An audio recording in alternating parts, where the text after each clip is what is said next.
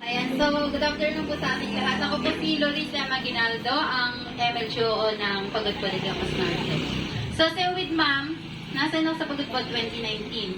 Since 2019, nilalaban ko yung mga barangay ko sa LTIA. Kasi meron kaming municipal, sa municipal level, meron na kaming LTIA, ma'am. Kaya required sa akin, lahat ng barangay nagpapasa nung bid book, tawag natin, ma'am. Yung LTIA forms. Actually, tatlo silang nilalaban ko sa province. Ganon ka-competitive yung barangay sa Pagod. So, noong 2019, yung una kong provincial nominee sa region, yung poblasyon doon.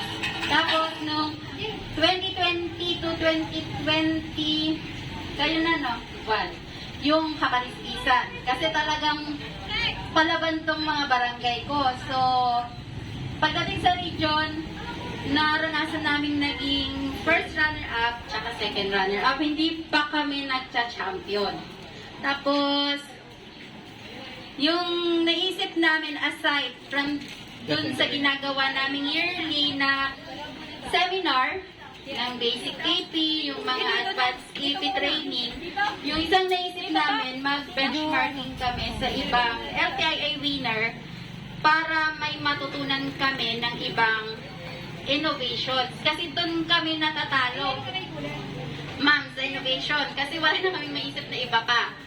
So, nag-research ako kung sino yung mga LTI winners sa ibang region.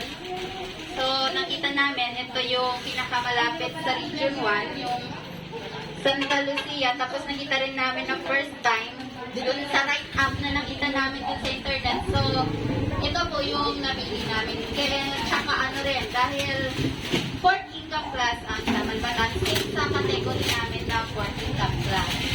Kaya, yun, nung nag-usap kami nung Lupon, meron po kasi kaming federated Lupon. Nung nag-usap kami ni Lupon President, Sir Moises, biglayan sa kulit.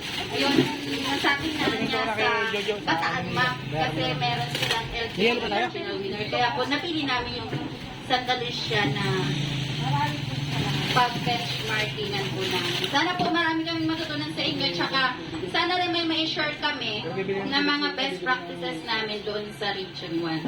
Sige po. Maraming po salamat. Saka, kainan mo, kwentuhan muna po. Dapat